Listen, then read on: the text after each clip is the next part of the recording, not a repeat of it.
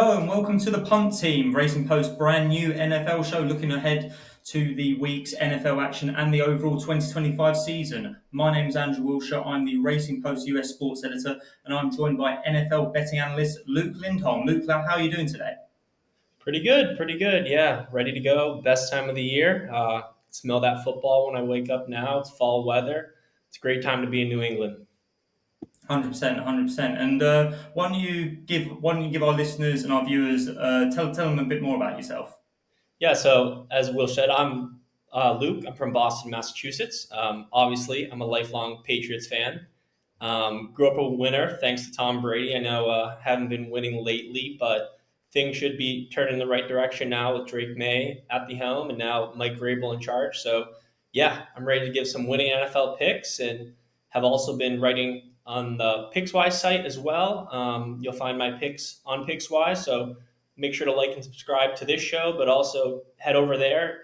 Last year I went 11-8-1 on my NFL best bets and ready to get out some more this year.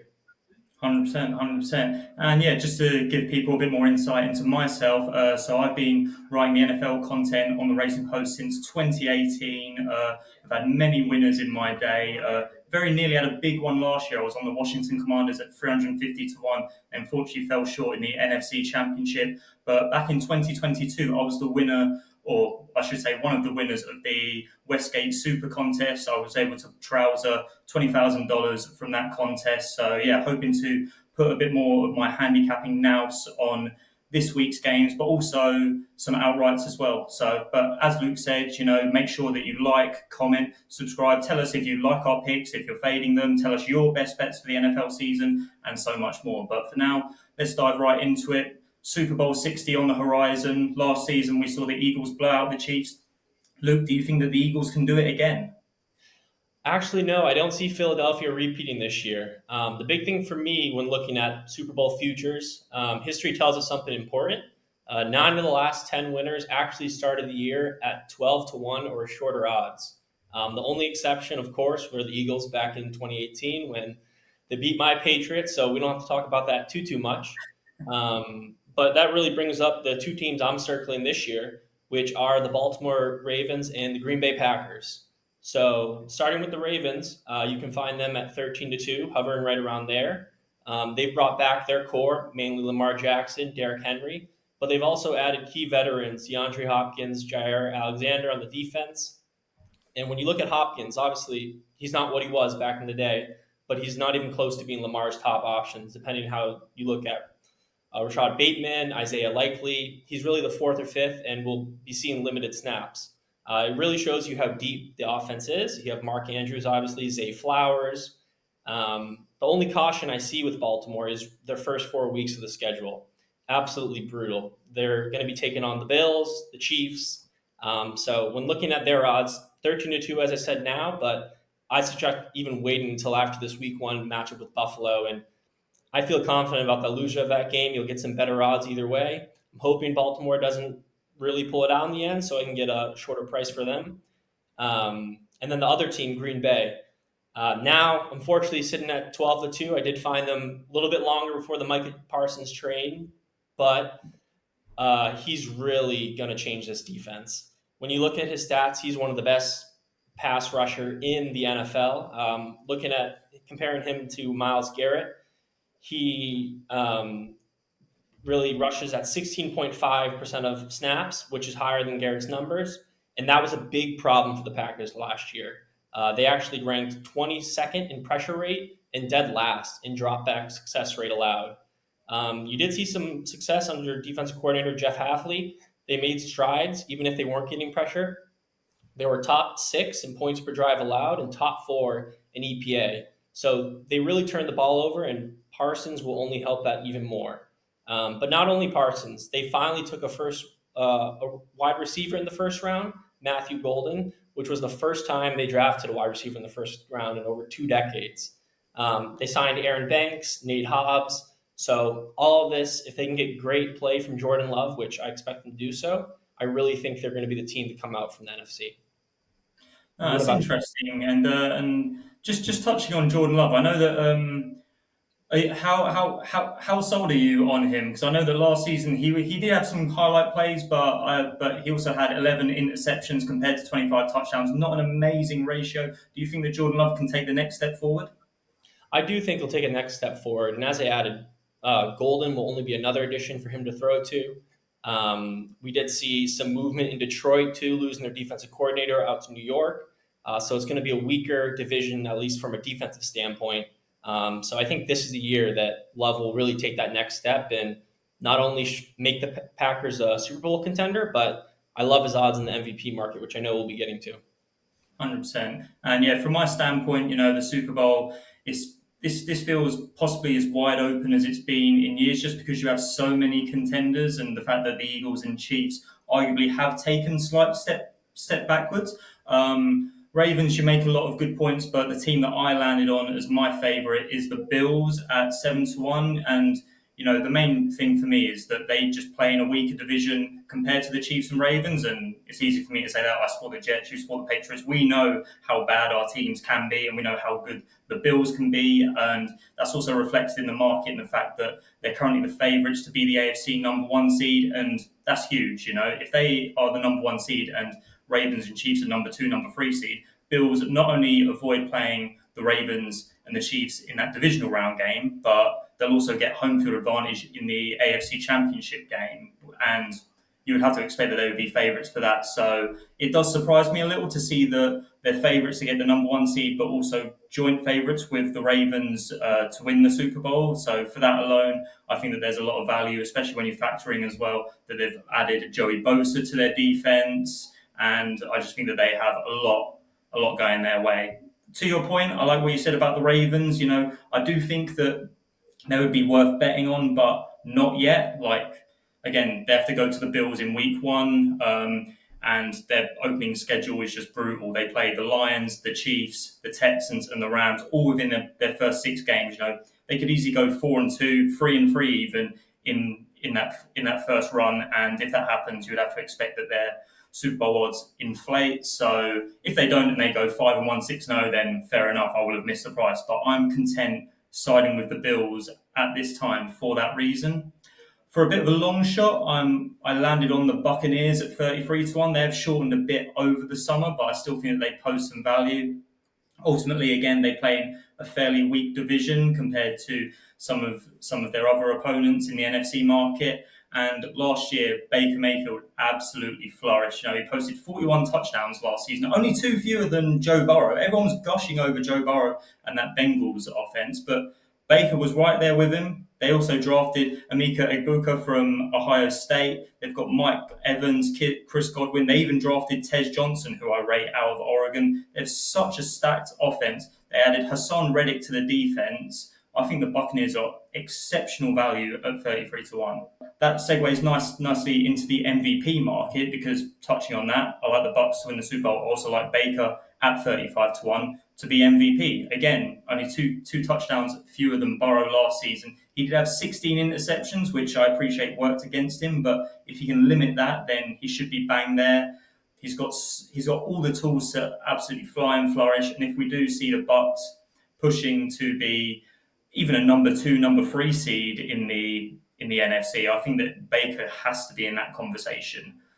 My other MVP pick that I landed on was Lamar Jackson. I know that he's the favourite at 11-2. Part of that is because there was a lot of debate over whether he should have won it last year. So I think that will be in the minds of the voters as well. They gave it to Josh Allen. A lot of people disputed that. So that for me immediately takes Allen out of it. I think that will work against him. But ultimately, if Lamar plays like he did last year, then I think he's an absolute lock. And he has the benefit of playing with Derrick Henry. So defenses are going to have to give both Henry and Jackson respect. And, you factor in the fact that Lamar's been there and done that before. He is such a consistent quarterback in his high level of play. So I don't think there's as big a concern of whether he can do it again. Whereas some quarterbacks, even like Josh Allen, have shown some inconsistency in the past. Joe Burrow, another candidate. I know that Burrow says that this is as good as he's ever felt, but I have my question marks about that. But who do you like for MVP? I'll leapfrog right off you there because my favorite pick is Burrow himself. So if we see any improvement with this Bengals defense, which I can't see how it will get even worse. Yeah. You see the Bengals winning 10, 11, 12 games and contend in the AFC with those Ravens, Bills, Chiefs. Last year was obviously a historic season for Burrow, and although it was a little shady to start the offseason, they finally got their signings done. Chase is back in the door, T. Higgins again, Chase Brown taking a step up in the backfield. Like the Bucs, I just think this Bengals offense is going to just repeat what they did last year, if not improve on it. So he's my main pick this year, and we even saw him a little bit in preseason, which was a nice change because the Bengals have started season so slowly in the past that really can't afford to do that again this year, especially in that competitive AFC North. And then at the longer odds, again, kind of tied to my Super Bowl pick, I'll be taking Jordan Love at 16-1. I already stated about it, but I really do think he takes that extra step this year. That NFC North will be competitive, but now with a solidified defense with Parsons on board as well and all those options at the wide receiver position, that I really think they're going to unleash Love this year, and he can take home if the Packers end up winning 13, even 14 games, I think it's a lock for him. So yeah, Burrow at 6-1, the main pick, but definitely some sprinkling in on Love at 16-1 for those longer odds. Great, sounds good. Sounds good. It's always an exciting narrative, the MVP. So very much look forward to seeing how they pan out. Now let's move on to some division winners. I know that there's usually some value available in this market because you often have some pretty short priced favourites. Luke, why don't you tell me your two best bets for the division winners? So starting off, my first best bet is definitely a little chalky, a little boring, but I just can't ignore taking these Kansas City Chiefs.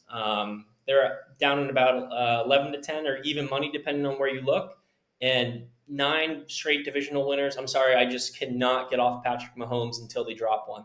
As much as it hates me to say as a Patriots fan, they do remind me of that Patriots dynasty, just winning the AFC East again and again. Mm-hmm. Um, Denver Broncos are making strides. Las Vegas, obviously, with the new sign of Pete Carroll in a head coach. Geno Smith's going to make them a better team, and what Harbaugh's doing over in Los Angeles can't be ignored. But I still think there's another year or two of this Chiefs dynasty that they will find a way to take care of business in the AFC West. So that's my main pick. But then again, I will also be taking the Packers to win the NFC North. As I said, it kind of goes hand in hand with the Parsons signing, Jordan Love MVP. Obviously, Chicago with Ben Johnson now in charge will be more of a challenge for them. I do think Minnesota will take a step back this year. As good as Kevin O'Connell was with Sam Darnold at the helm, and now J.J. McCarthy in his first NFL real season, I just don't see that offense and team really winning 13, 14 games like they did last year. And similarly, Detroit had a bit of a brain drain, losing both coordinators in the offseason, that I think they will also take a step back. So my two best bets, again, taking the Kansas City to win their 10th division title in the AFC West, and then I'm going to back those Packers again to get it done in the NFC North. And what about you? Yeah, no, sounds great. Yeah, I'm looking for a bit more value across the board, and I actually landed on the Jaguars at 3-1. Obviously, the Jags have a big presence in the UK, so a lot of British Jags fans will be delighted with that. They went 4-13 last year, but if you dive a little deeper, like they really weren't as bad as that record suggests. Like 10 of those 13 defeats were by 7 points or fewer, so a few balls bounce the other way, and suddenly they're looking like they have a more respectable record. They've brought in Liam Cohen as their head coach now, who I thought did an excellent job as the Buccaneers offensive coordinator. Again, really making Baker Mayfield be the best he possibly could be. And I do see some parallels between Baker and Trevor Lawrence. And obviously, you have to factor in that Brian Thomas was absolutely phenomenal in his rookie year, put up 10 receiving touchdowns, and now the prospect of Travis Hunter on that offense as well. I know there's a debate of Hunter playing both ways in the NFL. I really can't see that blossoming, to be honest. I expect Hunter to be more of a wide receiver threat on this offense, and I think that they have a lot of potential. And just looking at the AFC South, I really don't rate the Titans or the Colts much. And even though the Texans won the division last year at 10-7, I don't think they were as good as a lot of people expected them to be. CJ Stroud looked excellent in his first year, and I felt like he took a bit of a step back. I don't think Joe Mixon was quite as good as he was expected to be. I do think that Texans team is there for the taking, and at 3-1, I really can't look past the Jags. Another pick that I've taken are the Rams at 2-1. I know that the 49ers are the favourites, as you would expect them to be, but I'm still really not sold on Brock Purdy as being the starting quarterback of the 49ers. And ultimately, this offense could easily crumble again. They had a lot of injury issues last year. Christian McCaffrey's very injury prone, as we know, and if he goes down, then I think that throws the 49ers out of whack. But when looking at the Rams, their offense was absolutely excellent last year. I know that Cooper Cup's gone, but Devontae Adams has come in, and I think he can easily fill that hole when you've got him, Puka Nakua, and in the backfield you have Kyren Williams, but also Blake Corum as well. I think Blake Corum will have a much bigger impact in this Rams offense. You've still got Matt Stafford, who's a natural born winner. I just think that the Rams at 2-1 are also great value in that division. So yeah, those are my divisional picks at 2-1 Rams and 3-1 Jaguars. And you talk about health. Are you worried at all about Matthew Stafford and all these news around what's going on with him this offseason? I saw he's going to be starting this week, but does he scare you at all? Because if he goes down, we got a Jimmy G Rams team at the helm. It does, but I really like the Rams' depth at QB as well. So yeah, no. Ultimately, I think that is factored into the price a little, but I just think that the Rams have so many weapons available on offense, and Sean McVay, he will have factored this in as well. He's a natural born winner as it is as well. So yeah, for me, when I look at the 53-man squad, I think the Rams have the best squad in that division, and I think that the 49ers are being a bit too much leaned on for their past success rather than that team as they are now. Yeah, I agree that the price of the Rams, you can't ignore that. I think that division really could be a toss up, so I do like them at the longer odds. 100%. But yeah, that wraps up our ante-post bets for the 2025 NFL season. Be sure to like and share, obviously, and also comment what your divisional winners are. Like, if you have an eightfold ACCA that you've placed, then let us know in the comments below. Diving into some week one action now, starting off with the lesser spotted Friday game taking place out in Sao Paulo, Brazil, which features an all AFC West affair between the Kansas City Chiefs and the LA Chargers. We have the Chiefs as -3 favourites. In terms of the money line, we've got Chiefs 8-13, Chargers 6-4, and the over/under is currently set at 45.5. Luke, what are your thoughts on this game? Yeah, with this game, I mean, technically it's a road game for both teams, right? Even though the Chargers are losing a home game here. And when looking at it, the first thing I really saw was how real a Super Bowl hangover is. Since 2000s, losers of the big game are just 6-19 against the spread in week one. And it's even worse for teams that were blown out. And we saw that obviously with Kansas City getting the doors blown out to the Eagles. The Chiefs lost by 18 last February, and teams in that spot have failed to cover 7 straight week one games. You might feel that it's a revenge spot. They're going to be motivated after the loss, but we really haven't seen that in week one. And on the other side, Justin Herbert has been one of the best road quarterbacks to bet on.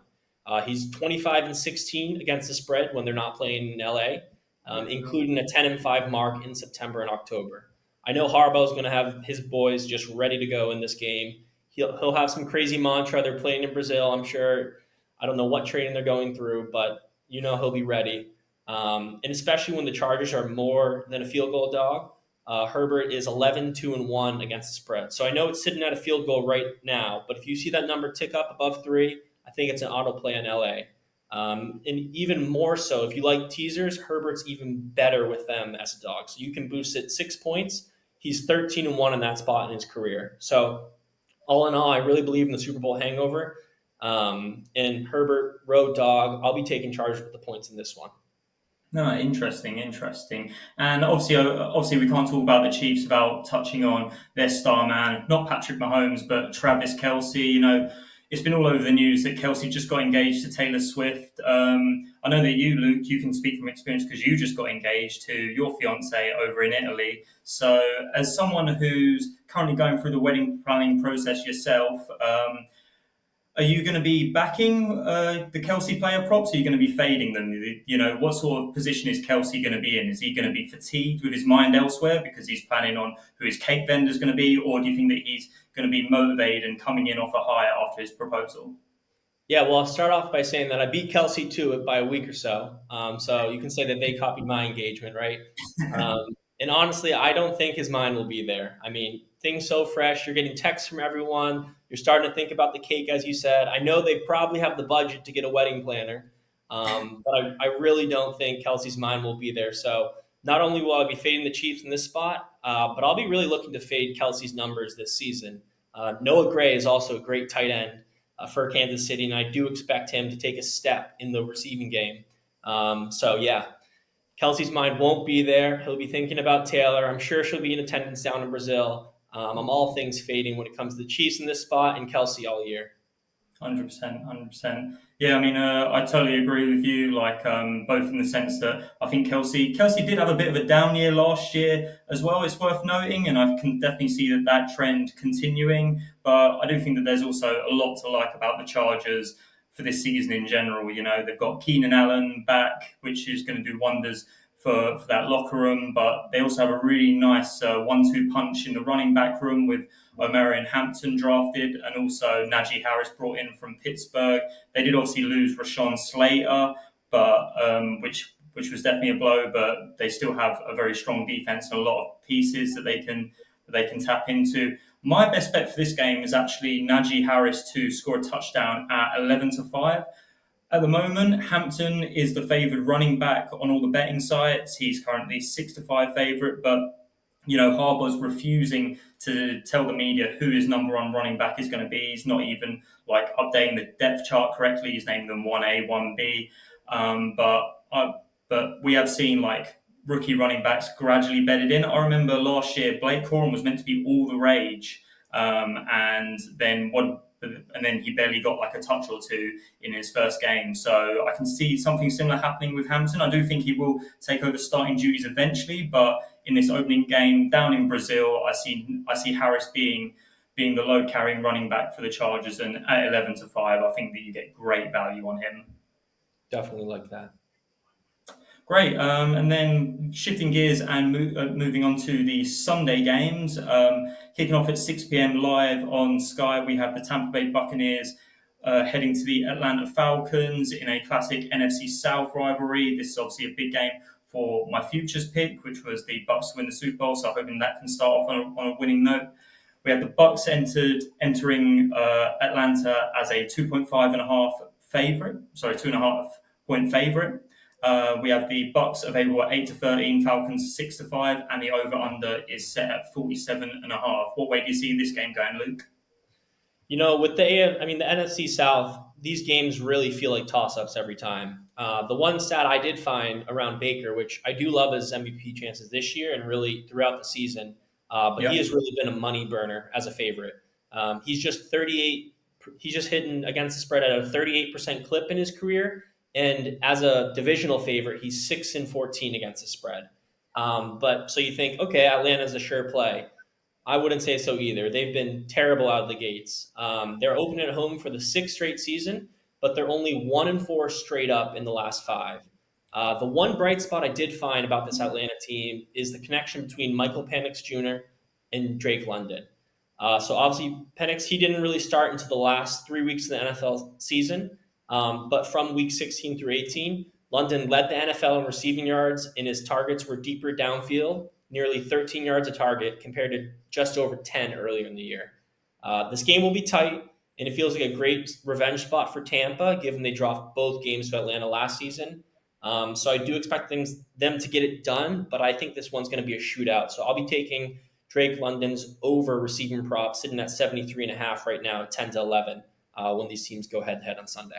What about yourself? Okay, yeah. No, like I think last season we saw it, but both these teams, they were on fire offensively. As you noted, the Falcons did actually beat the Bucs in both games last season, even though the Bucs wound up winning the division. But the X factor in both those games wound up being Kirk Cousins. You know, he had 4 touchdown passes in both games, and obviously he's now the backup QB behind Michael Penix. Penix is a quarterback that I am very high on, and I do expect big things from him both this season and going into the future. But I can also see him being a bit sloppy coming out of the gates. And when you've got an experienced QB like Baker Mayfield, as you said, the Bucs are going to have revenge on their minds after losing those 2 games last year.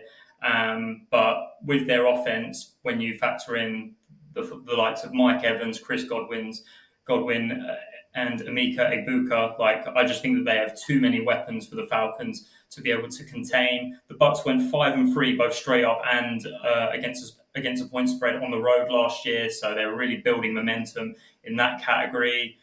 I can see this one devolving into a shootout, like you mentioned, but ultimately the Bucks have the more talent on offense. So I think they'll be scoring more on their possessions. So I like them to prevail by a field goal. Bucks -2.5 at 10-11.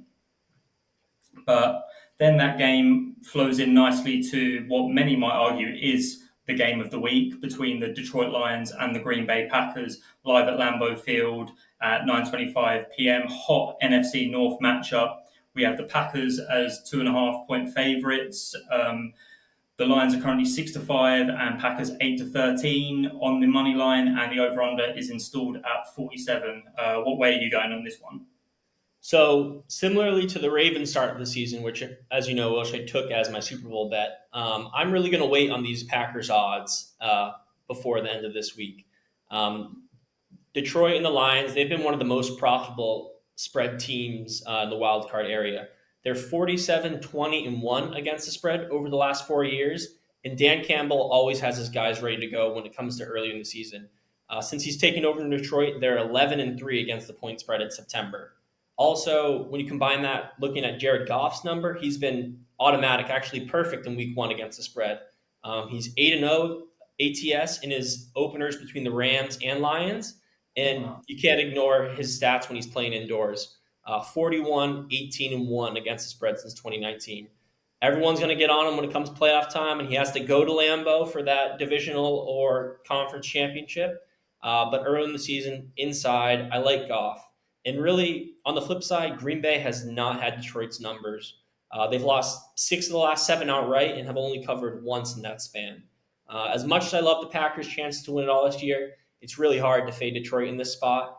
Goff's perfect in week 1, Campbell thrived in September, and the Lions really do have the Packers' number. So I will be siding with Detroit -2.5. And again, I would hold off on taking those Packers Super Bowl odds just yet. They drop this one, we'll see those balloon maybe even above 20-1 again.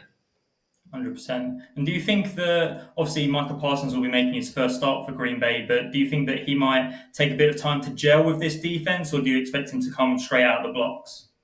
So I do think he can come straight out of the blocks. My only worry is that Adam Schefter yesterday reported he's still having some back issues.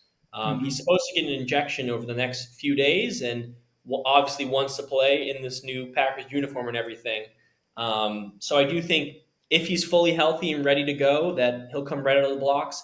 But the injury does give me a little bit of concern. So again, I would take Detroit as soon as you can, -2.5, because if we see Parsons out of this game, I expect that number to get over 3, which is a key number with the field goal.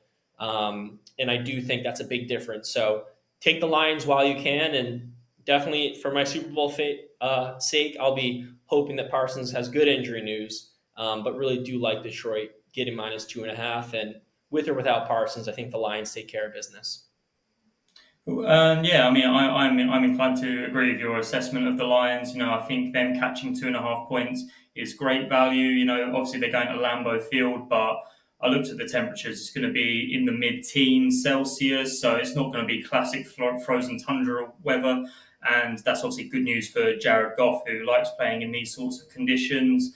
You know, to your point of like the Lions losing both of their coordinators, you still have to expect this offense to be able to thrive. You know, the 1-2 punch of Jahmyr Gibbs and David Montgomery was, you know, teams virtually had no answer for it last year, and I can definitely see that continuing this year. And as I mentioned previously, I'm not overly convinced by Jordan Love just yet, just because his TD to interception ratio last year left a little bit to be desired, and I'm also not overly sold on the Packers wide receiver room either. It's solid, but without being earth-shattering. I think that the Lions clearly have a better offense than the Packers, and again, in favourable conditions, I think that they'll be able to score a lot more easily than the Packers will be. So yeah, Lions +2.5 is also my pick for this game. But then that flows us through into Sunday night football, a huge AFC matchup. It's Ravens at the Bills, our two main Super Bowl picks colliding, which you have to which you have to expect will have big implications on the Super Bowl betting market come Sunday night. The bookies can't separate them. We have the Ravens as 1 point underdogs. Both teams are a pick 'em at 10 to 11, and the over/under is installed at 50.5. So we've got a potential AFC Championship preview here. Luke, which way are you going? Again, this one's going to be tough to tell. I do think it is a toss-up. I lean Buffalo just because they have that home field advantage in this one. But the way I'm really looking is at the Ravens team total. Baltimore is usually a great bet early in the season. They've actually hit their team total over more than anyone else in the NFL in the last 2 years with Lamar as the starter. They average over 32 points in week one. So Lamar will have this offense going. We talked about the addition of Hopkins, but more or less the whole offense is back. John Harbaugh has always had his team playing really well when they have 10 plus days of rest. And he's 12-5 against the spread in Baltimore in those season openers. But on the flip side, Sean McDermott has his team ready to go as well. In September, he's been 12-4 in Buffalo since 2020. So I really can't decide when it comes to that. And you look at Lamar, if the Ravens do end up being underdogs, he's 12-3 against the spread. And similarly, if we see Baltimore get up to 1.5, this is a fantastic teasing spot for this team. Lamar is 14-1 in 6-point teasers when you get him as an underdog. So with his underdog record, Baltimore's week one scoring history, I do tend to back the Ravens team total. You can find it sitting around 24.5 right now. Obviously, people will think last year in that opener against Kansas City, 27-20 final, they didn't clear this number. Maybe if Isaiah Likely had a shoe size, 1 size smaller, 2 size smaller, would have got that in overtime in cash. So with the side, it's a coin flip for me. I'll just be taking Baltimore to score 25 plus points in Buffalo. Interesting. I mean, obviously the main narrative for me coming into here is even though Jackson and Allen were the MVP rivals last year, they're both still viewed as nearly men, and this is something that you have to factor into the Super Bowl as well. You know, Jackson and Allen have been top players for so long. The Ravens and Bills have been great elite teams in the AFC for so long, but neither Jackson nor Allen has an appearance in the Super Bowl yet because of Patrick Mahomes. So both of them players, you have to expect them to be wanting to come out of the gates red hot, and that should lead to a high-scoring game, to your point, with the Ravens on the team total. However, one thing that I found when I was doing a deep dive was that Allen really doesn't have amazing passing stats against the Ravens in his career. In fact, last season, he only had 180 and 127 passing yards. And in one of those games, they won in the playoffs. They won 27-25, and he did a lot of that on the ground. But for whatever reason, Allen just never really gets his passing game going against the Ravens, and I can see him being a little bit sluggish in this matchup. So I can see both the Ravens and the Bills leaning more onto their ground game when it comes to this matchup. You know, obviously Henry and Jackson love to focus on the run, but James Cook has had good success against the Ravens on the ground as well. So I can see him being a focus, and both teams operating a running game would therefore chew more clock and then lead to fewer possessions. So with that in mind, my best bet is actually Josh Allen to go under 236.5 passing yards against the Ravens. He hasn't done it in any of his last 3 games against the Ravens. He's really struggled against them over the course of his career, and with such high stakes, I really can see both teams focusing more on their run. So now it's time to get into our big game treble for week one. 3 games, 3 picks, all agreed upon by myself and Luke. So first up, Luke, we've got a huge matchup on Friday between the Chiefs and Chargers. What way are you going? Yep, so you don't have to wait till Sunday to get this first leg in. I'm going down to Brazil, and I am taking the Chargers +3. Again, talked about it already, but Justin Herbert as an underdog, specifically a road underdog, has been 25-16 against the spread. So I'll be taking LA with the points in this one. Great. And then first game on Sunday on the Sky portion, we have the Buccaneers facing the Falcons. And the way I'm going with there is for the Bucs to win the game outright. Bucs went 5-3, both straight up and against the spread on the road last year, and building tremendous momentum. I think Baker Mayfield has really taken a step up as an elite quarterback. He now has many superstars at his disposal with Mike Evans, Chris Godwin, Emeka Egbuka, and even Tej Johnson. I don't think the Falcons can keep up with them, so I'll be taking a Bucks win. And that game is then followed by the Lions making a trip to the Packers. What way are you going for that one, Luke? Again, I will be loving the Packers all season, but I think they get off to a slow start in Detroit. I am taking the Lions with the points. I'll back that trend of Jared Goff. He's perfect 8-0 against the spread in Week 1. And again, Dan Campbell 11-3 against the spread in September. It's going to be an earlier divisional slugfest to kick off Week 1, so I'm going to take the underdog in this one. Lions plus 2.5. Fantastic. So there we have it. We have the Chargers +3, Buccaneers to win, and the Lions plus 2.5 for your big game treble for Week 1. And now it's time for the Punt Team player prop double. 2 props, one from myself, one from Luke. Hopefully 2 winners to cash a lovely return. I'll go first. And I am going with the rookie sensation running back Ashton Giante to have over 15.5 rush attempts for the Raiders against the Patriots. Giante was an absolute revelation for Boise State in college football. In fact, he attempted over 30 rushes in 8 of his last 9 games. Absolute generational running back. And most importantly, he comes straight into a Pete Carroll system. Pete Carroll absolutely loves to feed his running backs. When Marshawn Lynch was the bell cow for the Seahawks, he averaged at least 18 rushing attempts in all 4 completed seasons with the Seahawks. And then even Kenneth Walker, when he was under Carroll's guidance, he averaged at least 15 carries in each of his 2 seasons. Given how red hot Giante has been in college and the fact that the Patriots faced the 4th most rushing attempts in the NFL last season, it's a high number, but I don't think it's high enough. Giante to have over 15.5 rush attempts is my pick. What way are you going, Luke? Awesome. So I'm going to the Monday night game. We have another divisional matchup between the Minnesota Vikings and Chicago Bears. And I'm going with the Bears running back, DeAndre Swift, to have over 14.5 receiving yards. He gets to meet up with his old offensive coordinator in Detroit, now with Ben Johnson in charge, obviously. And when Swift was in Detroit, he averaged 19.3 receiving yards per game in the final 10 games. And last season, Ben Johnson loves throwing the ball to his running backs. I know Swift isn't Jahmyr Gibbs was in Detroit, but he still has those hands. The Lions ranked top 5 in running back targets with 109 and led all teams in both receiving yards, 945, and yards per route run at 1.89. When Swift played under Johnson in 2021 and 2022, he ranked top 5 among running backs in targets with 139 and receiving yards, 841. Not only do we have that reunion back, but the Vikings were absolutely abysmal when they were playing against running backs last season in the receiving game. They allowed 26.67 receiving yards per game to opposing backs. And in the 2 games against Detroit, with Johnson calling the shots on offense, they allowed 57 receiving yards per game to those Detroit backs. So I'll be taking Swift to have over 14.5 receiving yards in this Monday night matchup.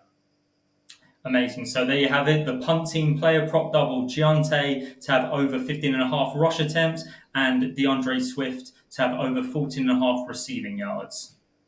So there we have it for Week 1 of the Punt Team. The 2025 NFL season is officially here, and fingers crossed we can cash some winning bets along the way. Remember to like, share, subscribe, and ultimately comment down below your predictions and whether you agree with mine and Luke's selections. But until next time, we'll see you later. Take care.